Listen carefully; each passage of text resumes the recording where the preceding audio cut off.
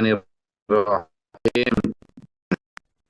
Walaqad ji'nahum bikitabin fassalnahu ala ilmin huda wa rahmatan liqaumin yu'minun. Alhamdulillah, seger semua, sehat semua. Alhamdulillah, Mas Wahyu kopiahnya baru. Alhamdulillah, itu loh Mas Abid. Lihat Mas Wahyu kopiahnya baru, Mas Abid. Nah, Alhamdulillah. Nah, ini Sabtu yang seru ini. Hanya seger semua, alhamdulillah.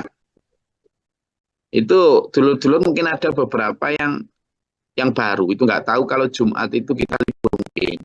Sehingga kapas mungkin Jumat gitu nengok kok nggak ada ngaji, itu sehingga Sabtunya nggak ikut ngaji, mungkin gitu itu. Jadi nanti dulur-dulur kalau bagi link ini kepada dulur yang ingin diajak, itu sampean kasih tahu bahwa Jumat itu libur untuk baca surat Al-Kahfi Al-Mulk, kemudian lanjut lagi Sabtu gitu. Sehingga nanti biar nggak nyari-nyari. Ketika ngajak dulur yang baru itu sambil diterangkan begitu. Supaya nanti tahu gitu. A'udzubillahiminasyaitonirrajim. Kita masuk di ayat 52. Nah, ini di sini Allah kembali menerangkan ya. Ini hal-hal yang hebat. Walaqad ji'nahum bikitabin fassalnahu ala ilmin. Kami telah mendatangkan Al-Qur'an itu dan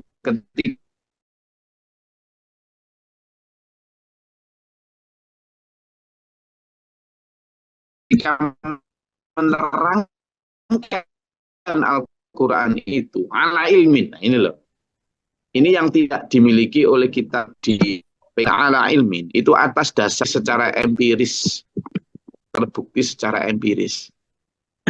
Quran selalu membuktikan bahwa firman Allah meskipun difirmankan ribu tahun yang lalu, itu selalu up to date dengan kondisi kekinian. Nah, itu luar biasanya. Luar biasanya. Sekarang ya, dari sisi sosial misalnya.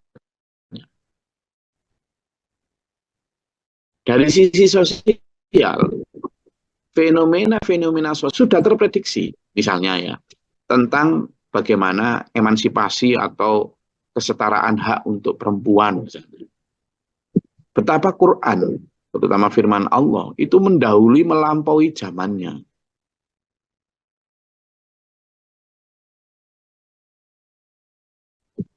Zamannya tidak saja tidak punya hak dalam strata atau komunitas sosial, tapi justru bahkan dianggap pertama, dianggap sebagai aib. Jadi kalau punya anak perempuan itu aib. Loh, lah gitu loh. Jadi punya anak perempuan itu dianggap aib, memalukan. Pertama. Yang kedua, perempuan tidak mendapatkan waris apapun. Yang ketiga, perempuan juga tidak punya hak, jangankan memimpin, tidak punya. Tidak punya peran apapun dalam misalnya peperangan, dalam tidak punya. Nah, itu. Yang keempat, bahkan perempuan itu dianggap sebagai barang, benda yang bisa diwariskan. Benda, aset atau komoditas. Selain diperjualbelikan, juga bisa diwariskan. Jadi, kalau misalnya ada seorang laki-laki punya istri 4, 10 berapa gitu, lalu meninggal, maka anaknya misalnya anaknya ibu yang tertua gitu, itu bisa mewarisi istri bapak-bapaknya, istri bapaknya itu. Nah, Quran langsung ajaran Islam itu merombak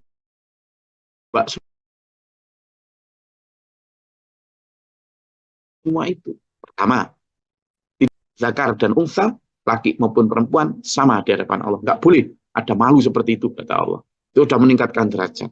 Terus yang kedua, perempuan dikasih waris tuh. Dikasih bagian dalam waris Islam. Walidzakari mithlu hadzil unsayain, sebagaimana perempuan. Perempuan ada. Bahkan misalnya ibu dapat bagian, anak perempuan, saudara perempuan dapat bagian. Nah, itu merombak tradisi itu. Jadi kata siapa Islam itu sesuai dengan tradisi? Enggak, saat itu hancur merombak tradisi. Yang ketiga, perempuan dikasih hak setara dalam hal sosial. Perempuan boleh ikut perang, meskipun bagiannya ini. Sama tahu nggak di masa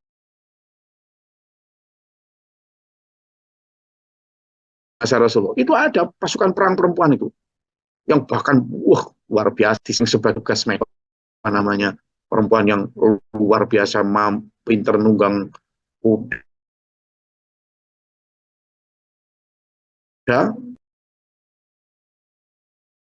melempar panah segala macam. Empat, perempuan juga diberikan apa ya, semacam eh,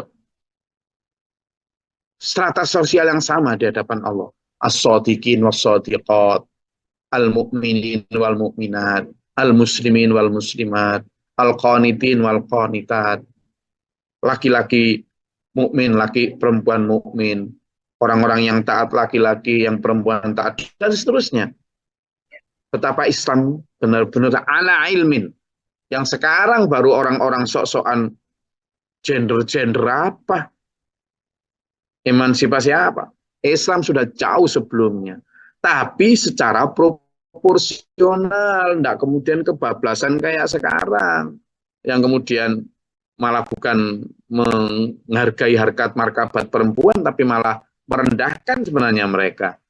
Yang kemudian malah mengajak, oh itu harus setara, akhirnya tukaran karo bojo lanang bojo wedok, karena nggak karu-karuan, salah dalam menerjemahkan emansipasi.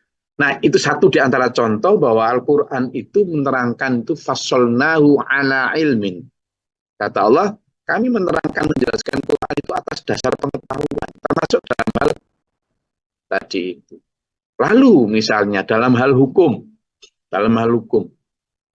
hukum itu saya sudah beberapa waktu yang lalu pernah menunjukkan satu tulisan di dindingnya Harvard University. Di dindingnya Harvard University. Jadi Harvard University sama Oxford University itu adalah dianggap sebagai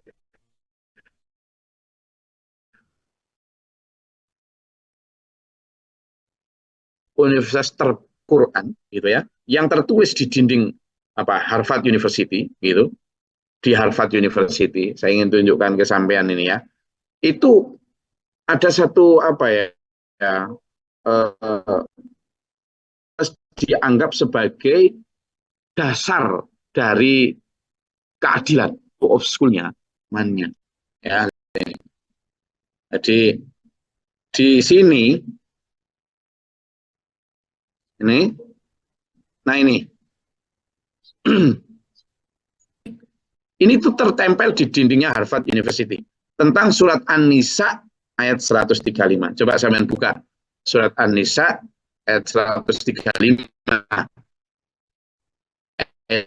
Yang belum baca gantian, tadi yang sudah baca yang belum. Ini adalah ayat Quran yang dipahat di surat An-Nisa. Dari semua sisi, kalau ini dari sisi hukum dan keadilan. Coba dibuka di surat An-Nisa ayat 135. Kamu panggil yang belum baca. Bismillahirrahmanirrahim. Wahai orang-orang yang beriman, jadilah kamu penegak keadilan, menjadi saksi karena Allah, walaupun terhadap dirimu sendiri atau terhadap ibu bapak dan kaum kerabatmu. Jika dia yang berdakwah, kaya ataupun miskin, maka Allah lebih tahu kemaslahatan atau kebaikannya. Maka janganlah kamu mengikuti hawa nafsu karena ingin menyimpang dari kebenaran. Dan jika kamu memutarbalikkan atau kata-kata atau enggan menjadi saksi, maka ketahuilah Allah Maha mengetahui terhadap segala apa yang kamu kerjakan. Yang dibaca dan ini adalah tentang keadilan. Kamu jangan tegakkan keadilan. Apalagi kamu berproses dalam perkara atau hukum. Kamu mesti itu adikmu, anakmu, atau keluarga kerabatmu berbuat adil karena adil. Semata-mata karena menegakkan hukum Allah. Wah, ini dianggap oleh Harvard University sebagai sebuah apa, dandasan hukum yang benar-benar berdasarkan ilmu. Kalau Harvard kalau sudah memakai itu sebagai referensi, itu menunjukkan bahwa Al-Quran itu adalah referensi terbaik dalam ilmu pengetahuan. Kalau yang tadi saya sebutkan dalam bidang ilmu sosial, ini dalam bidang ilmu hukum nih, lihat. Ya, itu dulu. Jadi, ayo kita mencintai Al-Quran itu benar-benar karena sebuah bukti ala ilmin, kata Allah. Ala ilmin. Hudan dan sebagai petunjuk. Nah, siapa yang bisa menjadi petunjuk? Tapi orang-orang yang bisa mengambil itu sebagai petunjuk bahwa Quran itu benar-benar benar, itu hanya 5 orang yang beriman, termasuk warahmatan tadi sebagai rahmat.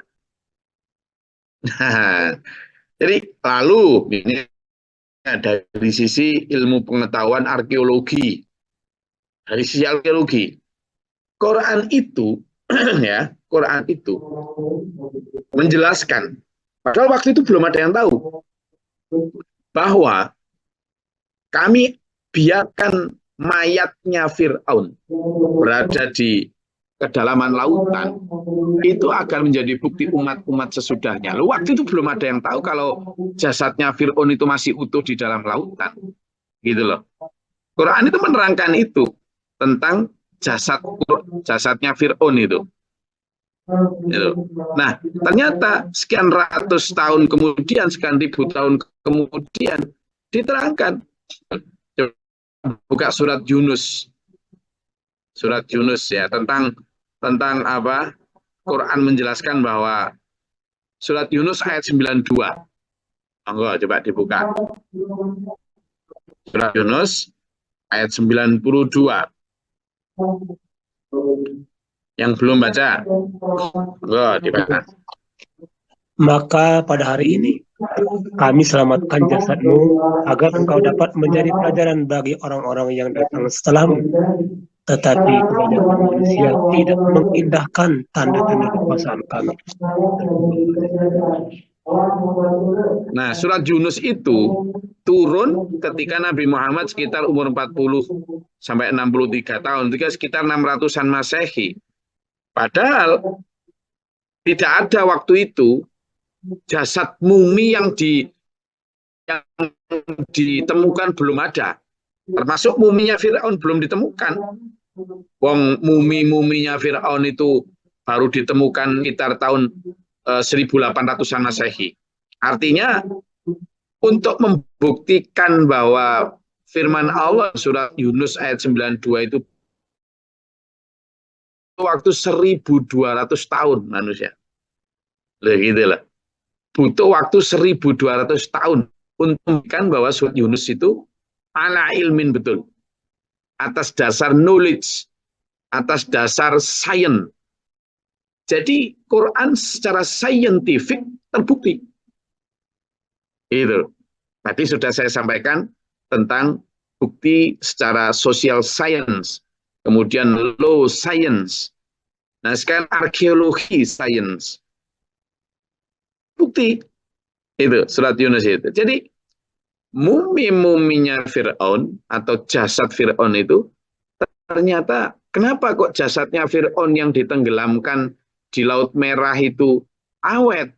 Ternyata setelah diteliti karena kandungan garam yang ada di Laut Merah itu sangat tinggi. Sehingga mumi Fir'aun ternyata utuh.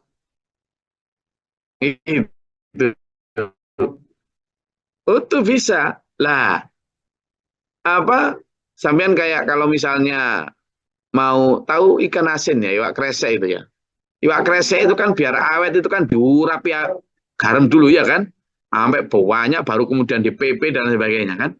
Ternyata dengan cara yang seperti itu mirip itu juga orang-orang Mesir kuno dulu mengawetkan jasad para rajanya, mayat para rajanya.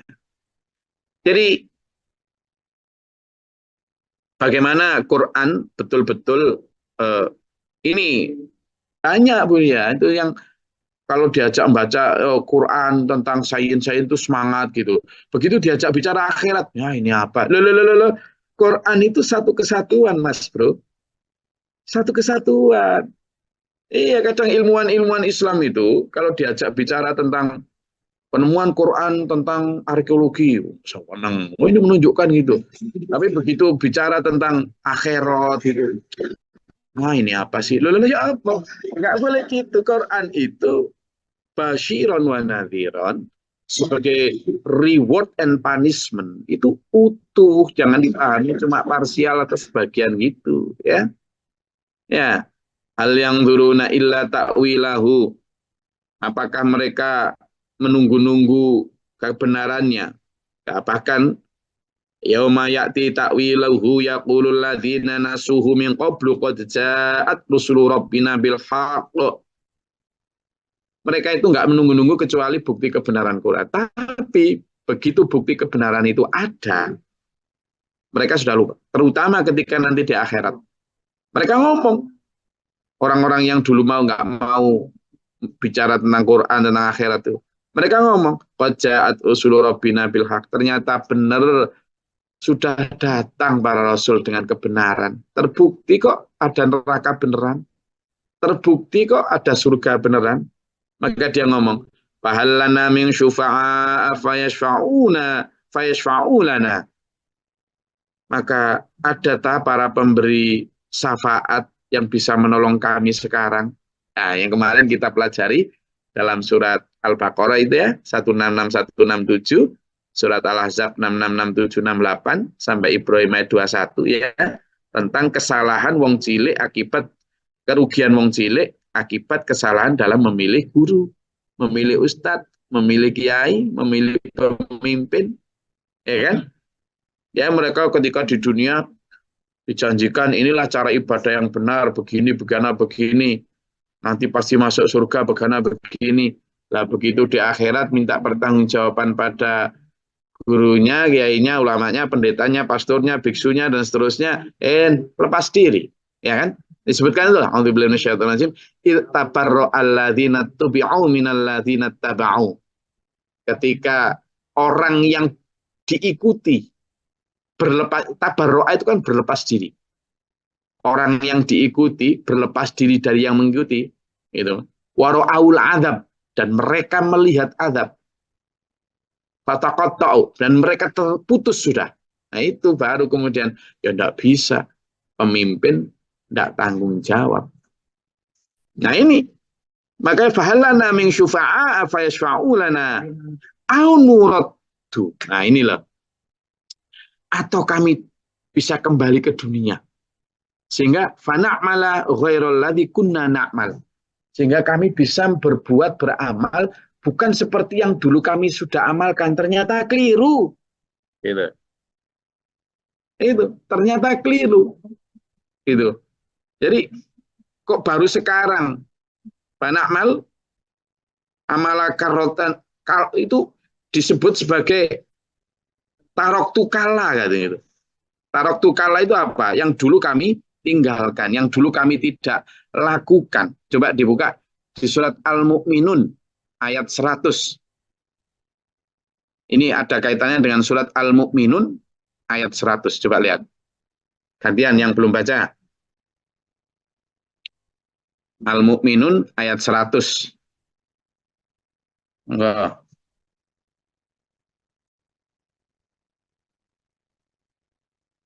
Izin Gus. A'udzubillahiminasyaitonirrajim. Bismillahirrahmanirrahim.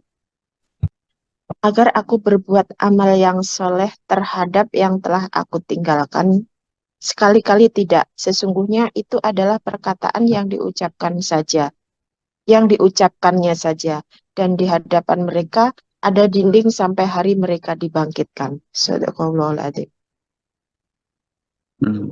Nah itu yang tadi dibaca, itu adalah kalimat orang di sana di akhirat, agar kami berubah. Jadi kami tolong kembalikan ke dunia. Robirji'auni gitu bilang. Minta balik. La'ali na'malu karotan kala. Jadi apa yang dulu sudah ditinggalkan, dulu diajak sholat jamaah enggak mau. Gini gitu, ditinggalkan. Pengen sekarang, oh saya tak biarkan biar jamaah. Dulu ketika diajak ngaji, males. Saya tak kembali ke dunia biar yang dulu tak tinggalkan itu biar tak kerjakan. Dulu diajak sedekah, eman. Dulu diajak dakwah, takut. Kayak gitu kan? Itu yang dimaksud dengan gitu. Jadi la'ali karotan kala itu. Jadi ayat 99 coba dibaca sebelumnya. Ayo gantian. Yang tadi dibaca Bu Ena ayat 100-nya. Yang 99 dulu. Coba lihat. Izin Dah? Gus. Oke, silakan. Bismillahirrahmanirrahim. Demikianlah keadaan orang-orang kafir itu, hingga apabila datang kematian kepada seseorang dari mereka, dia berkata, "Ya Tuhanku, kembalikanlah aku ke dunia." Nah, Surat itu tadi. Jadi ketika sudah mati, ketika sudah disekam, dia bilang, Robbirji'uni, kembalikan aku ke dunia. Apa? La'alli a'malu solihan fima taraktu kalla. Supaya aku bisa beramal soleh apa yang dulu aku tinggalkan. Nah, di ayat yang kita sedang pelajari ini, ayat berapa tadi? 53. Jadi sama, au nuraddu fa na'mala ghairal ladzi kunna na'mal. Atau kami bisa kembali ke dunia, orang-orang yang pemimpin-pemimpin kami yang dulu janjikan surga itu biar bisa kembalikan kamu dunia. Kasih tiket kami balik dunia, biar kami mengamalkan apa yang tidak kami amalkan dulu. Tapi kata apa? Kata Allah, qad khasiru anfusahum wa dhalla anhum ma kanu yaftarun. Mereka dulu ngadain kegiatan ibadah yang tidak diajarkan sama Allah, tidak diajarkan sama Rasulnya. Rugi dia, dan dia itu merugikan diri sendiri. Nggak bisa sudah. Lenyap segala apa yang dulu dia ada-adakan. Kalau di zamannya Nabi Muhammad Sallallahu Alaihi Wasallam, orang-orang kafir Mekah itu kan mengada-adakan dalam bentuk patung apa segala macam. Kita juga jangan salah, meskipun nggak punya patung, tapi mengada-adakan sesuatu yang tidak diajarkan Rasulullah, jangan-jangan nanti di sana ini. Nah itulah, gitu tuh loh, ya. Maka untuk biar tidak begitu, hati-hati di dalam mengikuti satu pandangan ideologi, kegiatan ibadah, dan cara itu. Yuk, makanya ngaji itu penting. Saya rasa itu. Wonten yang mau ditanyakan atau dinyatakan silakan.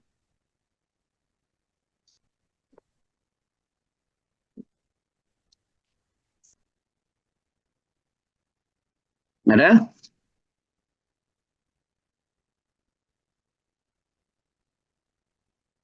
Oke, kalau tidak ada, saya rasa cukup ya. Ini semua sehat. Bu Tanti dari Pak Jo mau tanya?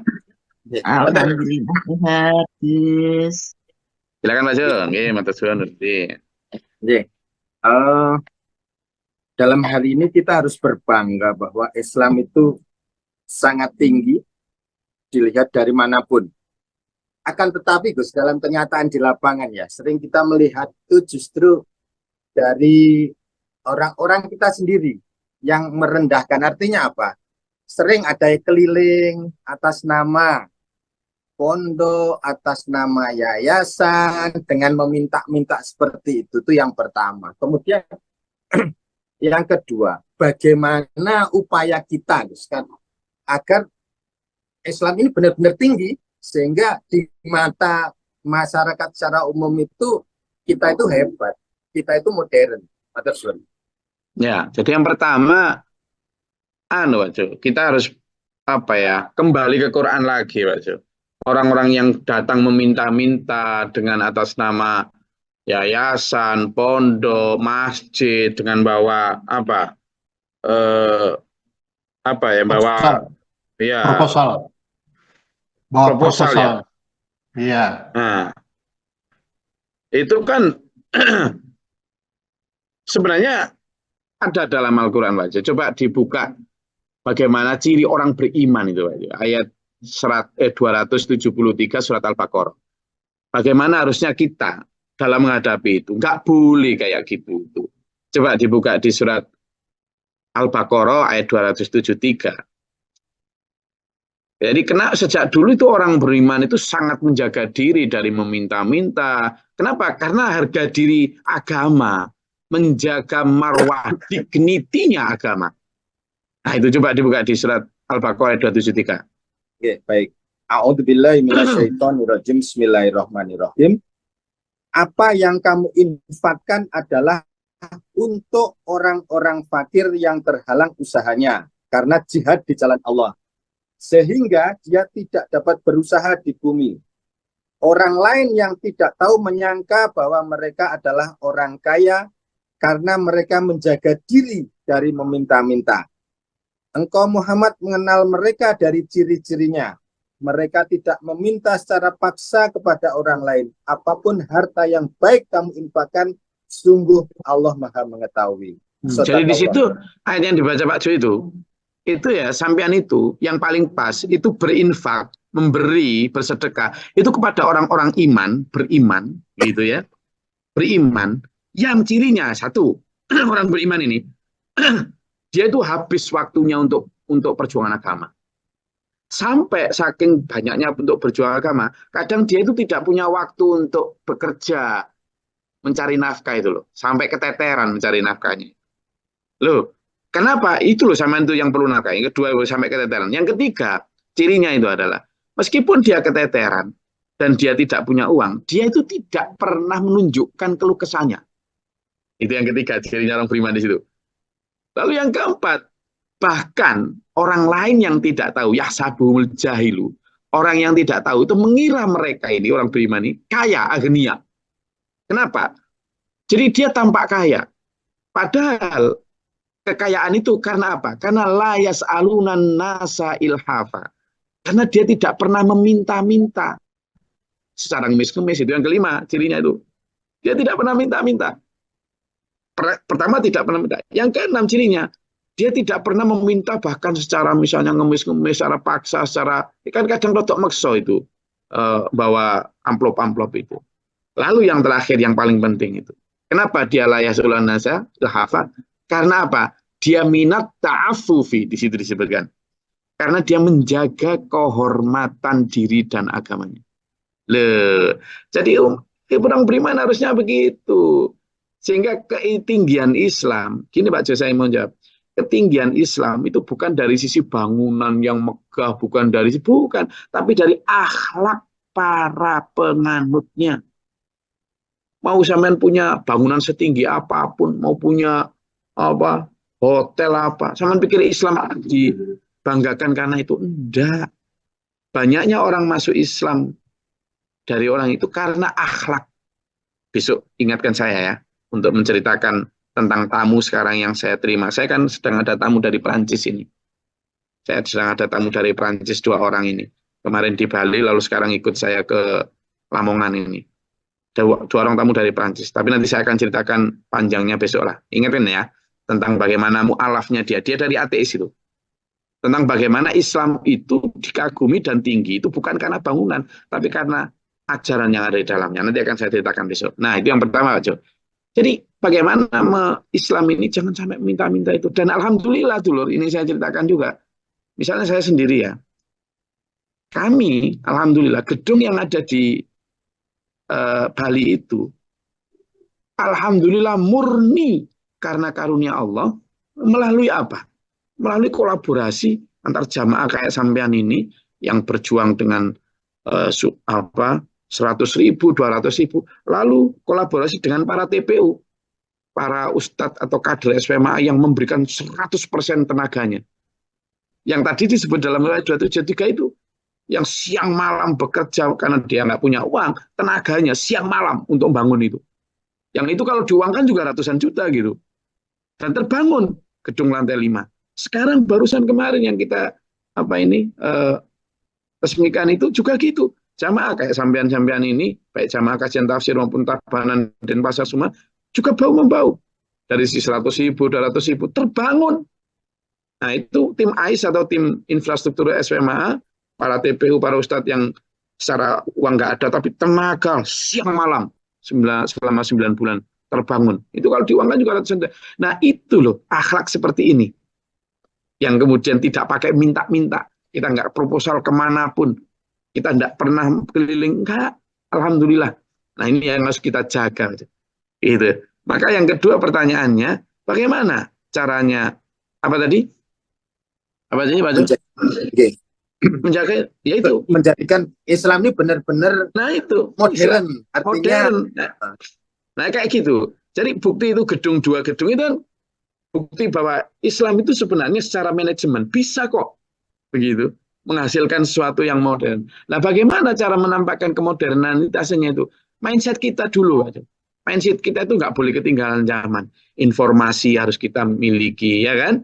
Kemudian cara perilakunya kita juga nggak boleh deso-desoin nemen. Bukan deso dari sisi baju pakaian loh ya, tapi dari sisi mindset tadi. Kayak wong jaluk-jaluk itu kan deso. Gitu loh. Minta-minta itu desa. Orang yang benar-benar modern itu orang yang menjaga dignity-nya itu tadi. Jadi dari sisi kitanya sendiri. Kenapa? Karena ada satu kalimat, al-Islamu mahjubun bil muslim. Islam itu dirusak, ditutup, digang oleh orang Islam sendiri. Dikalahkan oleh orang Islam sendiri karena perilakunya.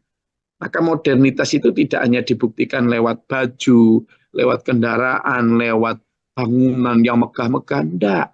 Tapi Islam itu dibuktikan modernitasnya lewat perilaku kita yang out of box tadi. Seperti yang dicontohkan Rasulullah, melampaui zamannya tadi. Itulah. Nanti bisa saya terangkan lebih jelas. Okay? Nanti ingatkan saya tentang Prancis itu kan itu banyak kaitannya dengan modernitas, tentang kesederhanaan yang diajarkan Islam dan sebagainya. Bisa ingatkan betul. Oke, terima kasih. Saya rasa itu kajian kita karena udah siang, banyak yang harus bekerja. Intinya cintai Quran ini sebagai the way of life, bukan hanya sebagai pengetahuan, tapi sebagai juga pengamalan. Semoga Allah merahmati kita dengan kesabaran untuk berada dalam siratal mustaqim, dituntun selalu, diampuni dosa-dosanya, dijaga dari serangan dajjal, selamatkan dunia akhirat kita di dunia wal akhirat. Amin. Allahumma shalli wa sallim. Allahumma ighfir lil mu'minina wal mu'minat muslimin